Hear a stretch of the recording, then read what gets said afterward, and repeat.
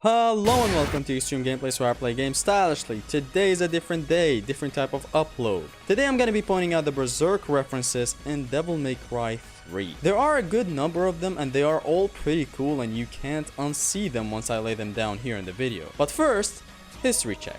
Berserk was the first manga I read and to this day it is the best manga ever. It legit is my favorite media of all time. Written and painted by the legendary Kentaro Miura. Rest in peace. The manga came out in late 1989. Now, as you all know, Berserk have been referenced in multitudes of ways. The Souls games borrow a lot from it, and trust me, once you see it, you can't unsee it, just like any other reference. You have other games here and there and countless stuff in the movie industry that I can't touch on right now. Berserk is one of the most influential, beautiful, deep, philosophical piece of media out there. And I want to make sure you proceed with caution because this video is going to cover a whole lot of Berserk, so that's basically your spoiler warning. I'm gonna be pointing out the references in the manga release order, so fret not. I will also include the number of the chapter just to warn you in case you hadn't made it to that point in the manga. Devil May Cry started referencing a lot of stuff from Berserk early on in their first game, but that would be a video for another day. Today we're talking about Devil May Cry 3. Devil May Cry 3 came out in 2005 and it is highly regarded as one of the best action games of all time. For good reasons, obviously. It's my fourth favorite game of all time. And it was made by Hideaki Itsuno, and I love that guy. And now with the history check out of the way, let's start the video. Okay, so the one thing I didn't expect in DMC3 was Berserk references. Until I read the manga, of course, and started playing DMC3 Dante Must Die Mode and realized the appeal. I have heard from Matthew Matosis how the Red Orbs in DMC1 referenced the Behelit in Berserk, but that was it. I never thought DMC3 would have anything more, until I did. They started off with the first reference and how wide and obvious it is.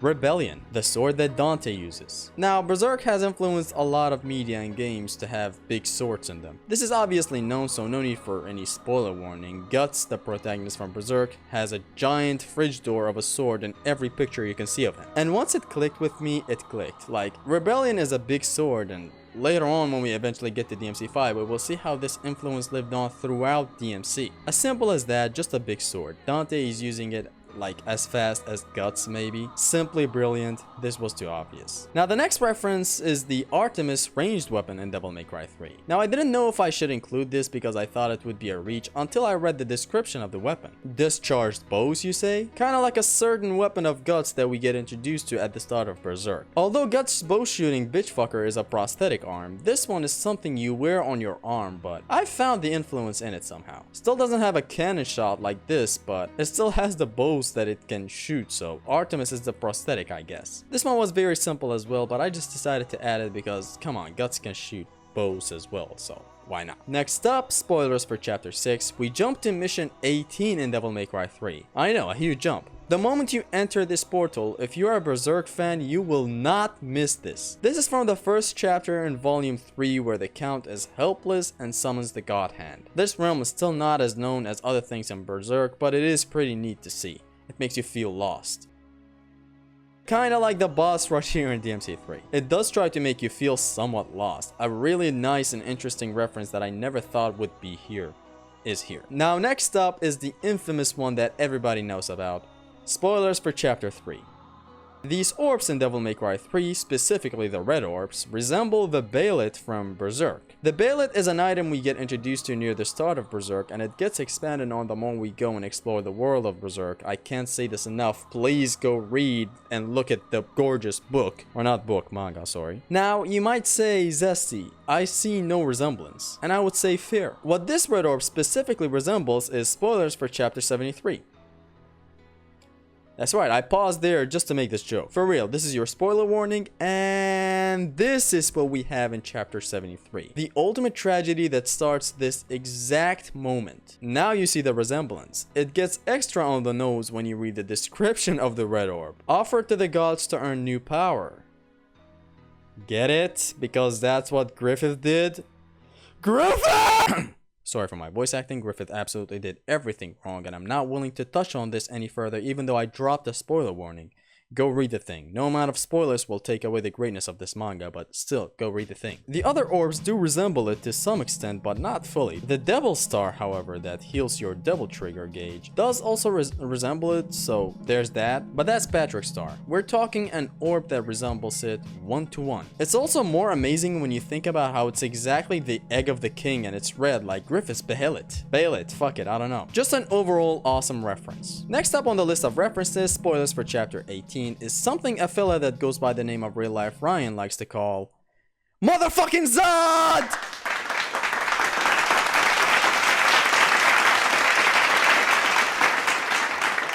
Thanks for the awesome content, big bro. Huge fan. This one is pretty huge. On mission 11 in Devil May Cry 3, we run into a boss at the end of the mission.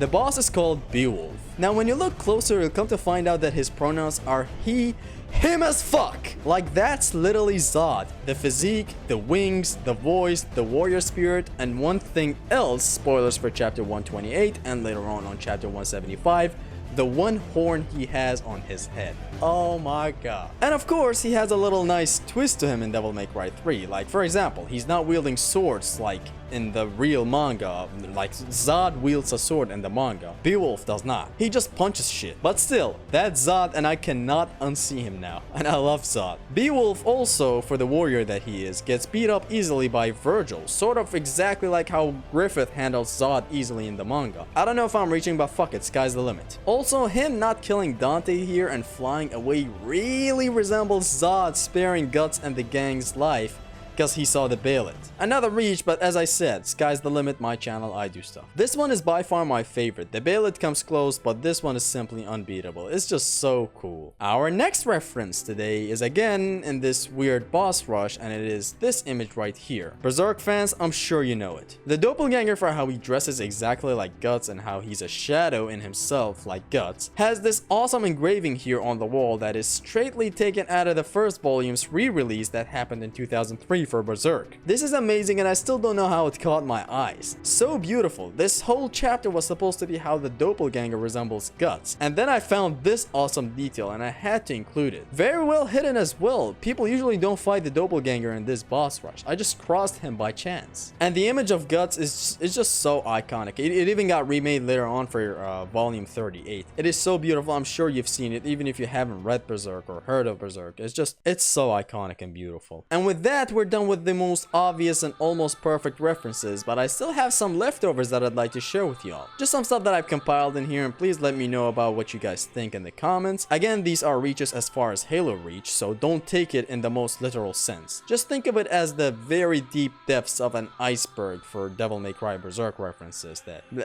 Let's just cover them, why not? And the first one is spoilers for a character we get introduced to in chapters around 119 and later on in 125 and even further in 149 and onwards. Virgil is basically Serpico. This one, as I said, is a reach, but I just found the resemblance in how elegantly they fight. They're also honorable, both of them, but Virgil has pride while Serpico favors smart tactics and is silly for the most part. I don't know, just something about Serpico fighting with katanas and small swords elegantly made me think of Virgil for some reason. I'm stupid, let's move on. The next one, spoilers for chapter 118. In the manga, we get introduced to a concept and it is the evil within humans' hearts. The name of the chapter is Beast of Darkness. Basically all your intrusive thoughts when a baby cries in a restaurant. The darkness deep within everybody's heart. Even if you think you don't have it, it is there deep within, waiting for a day it might or might not alter your decisions. It's a beautiful concept in Berserk. Go read Berserk. What the fuck are you doing watching this stupid video? Now, I read the description about Arkham in Devil May Cry 3. He's the antagonist, and at the end, he wants the power of Sparta. He does achieve it. Not really. The description reads, transformed into a gruesome, keyword, beast after obtaining Sparta's power. His form was not born of Sparta's inherited power, but rather from the darkness that lies deep in his heart. Get it? Beast of darkness, darkness in his heart. What I got from this, other than the neat reference to the Beast of Darkness maybe, is that perhaps Arkham could not handle the power of Sparta. It's like he couldn't take it all in, if you know what I mean. Hence why he got his Beast of Darkness unleashed. A beast within all of us, but why am I trying to scare you? I'm reaching again, but it's fun to reach sometimes. The last one is spoilers for chapter 124 and is the Red